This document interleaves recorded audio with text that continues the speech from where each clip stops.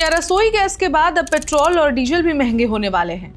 Middle east में युद्ध, straight of Hormuz पर बढ़ता खतरा और दुनिया भर में ऊर्जा की कीमतों में उछाल, इन सबके बीच भारत में एलपीजी सिलेंडर के दाम अचानक बढ़ा दिए गए हैं। लेकिन बड़ा सवाल यही है कि क्या ये सिर्फ शुरुआत है? क्या आने वाले दिनों में पेट्रोल और डीजल की कीमतों में और भी ज्यादा आग लग सकती है?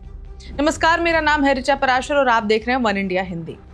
केंद्र सरकार ने घरेलू रसोई गैस यानी एलपीजी सिलेंडर के दामों में 60 रुपए की बढ़ोतरी कर दी है। गैर सब्सिडी वाले 14.2 किलोग्राम के सिलेंडर की कीमत अब बढ़कर दिल्ली में 913 रुपए हो गई है, जो पहले 853 रुपए थी। ये पिछले 11 महीनों में दूसरी बार है जब एलपीजी की कीमतों में इजाफा किया गया है। सरकार का कहना है कि यह फैसला मजबूरी में लेना पड़ा है, क्योंकि मिडिल ईस्ट में बढ़ते तनाव के कारण अंतर्राष्ट्रीय बाजार में तेल और गैस की कीमतों में तेज उछाल आया है। अमेरिका और इजराइल द्वारा ईरान पर किए गए हमलों के बाद पूरे पश्चिम एशिया में हालात तनावपूर्ण हो गए हैं।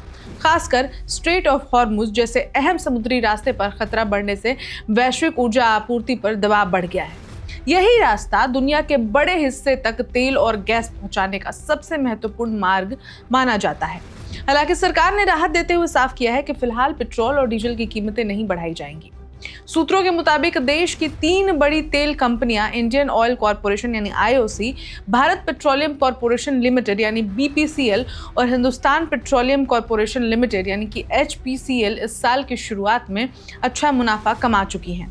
इसलिए उनके पास इतना वित्तीय संतुलन है कि वे फिलहाल कच्चे तेल की कीमतों में बढ़ोतरी का असर खुद झेल सके। गौरतलब है कि भारत में पेट्रोल और डीजल की कीमतें अप्रैल 2022 से लगभग स्थिर बनी हुई हैं।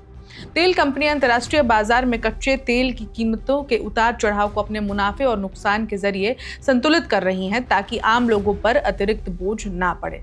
एलपीजी की नई कीमतों की बात करें तो दिल्ली के अलावा मुंबई में सिलेंडर 912.50 रुपए, कोलकाता में 939 रुपए और चेन्नई में 928.50 रुपए का हो गया है।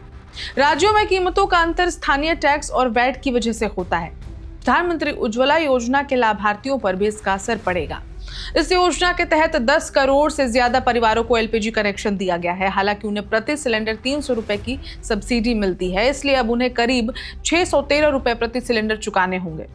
सरकारी सूत्रों का कहना है कि बढ़ोतरी के बावजूद भारत में एलपीजी की कीमत अभी भी कई देशों से कम है।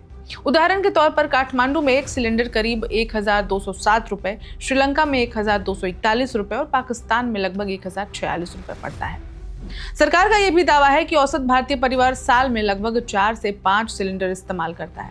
ऐसे में इस बढ़ोतरी का असर प्रति परिवार रोजाना लगभग 80 पैसे के बराबर ही पड़ेगा, यानी 4 सदस्यों वाले परिवार में प्रति व्यक्ति करीब 20 पैसे प्रतिदिन। अब फिलहाल सरकार पेट्रोल और डीजल की कीमतों को स्थिर रखने की बात कर रही है, लेकिन अगर मिडिल ईस्ट में तनाव और बढ़ता है और वैश्विक बाजार में तेल की कीमतें लगातार ऊपर जाती हैं, तो आने वाले समय में भारत में ईंधन बाजार पर भी इसका असर देखने को मिल सकता है।